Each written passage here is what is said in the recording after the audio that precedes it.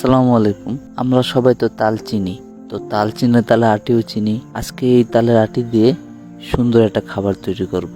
খাবারটি তৈরির জন্য প্রথমে ভালো দেখে কয়টা তালের আটি নিয়ে নিব।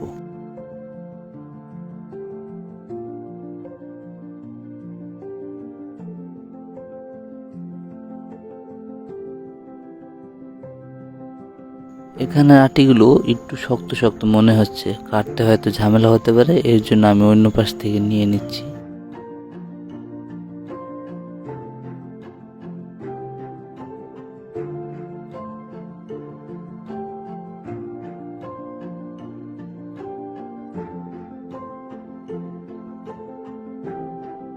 আটিগুলো নেওয়া শেষ, এখন কাটার পালা। এর জন্য দা নিলাম।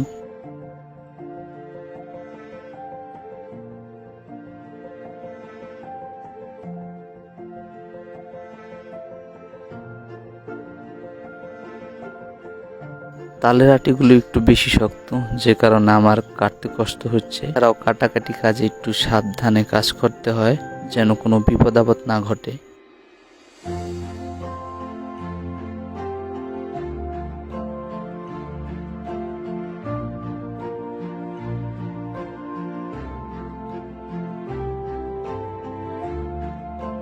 অনেকগুলোই তালের আটি কেটে নিয়েছি, এখন খোসা ছাড়ানোর পালা। ছাড়ানোর সময় আমরা খেয়াল রাখবো ভিতরে যেন কোনো ময়লা না পড়ে। ময়লা পড়লে ধুয়ে নেওয়া যায়, কিন্তু এতে করে নাকি যে অরিজিনাল স্বাদটা ওটা পাওয়া যায় না। এর জন্য খোসা ছাড়ানোর সময় একটু সুন্দর করে দেখে খোসা ছাড়াবো।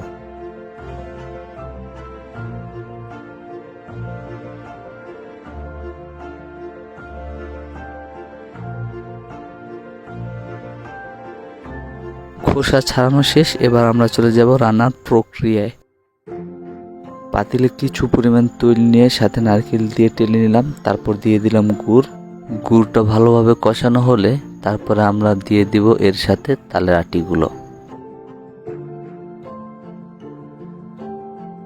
স্বাদ মতো লবণ দিয়ে দিলাম কিছু।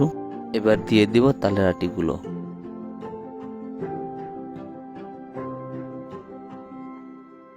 ভালোভাবে তালের আটিগুলো নেড়ে চেড়ে নিব। এরপর পরিমাণ মতো পানি দিয়ে দিব। গুড় একটু কম হয়েছে বলে তার সাথে একটু চিনি দিয়ে দিলাম, যেন স্বাদটা ভালো আসে। তাই আগে থেকেই প্রস্তুত করা ছিল চুইয়া পিঠা, আমাদের বরিশালে চুইয়া পিঠাই বলে, অন্যান্য জায়গায় সেমাই পিঠাও বলে।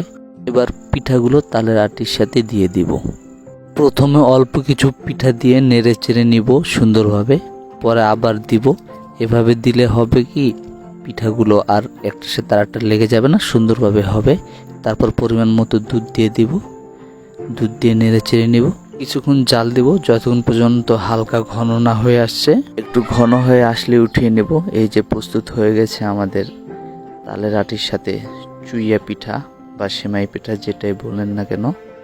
অনেক সুন্দর দেখতে, সুস্বাদু, খেতেও সেরকম সুস্বাদু। আপনারা অবশ্যই ট্রাই করবেন।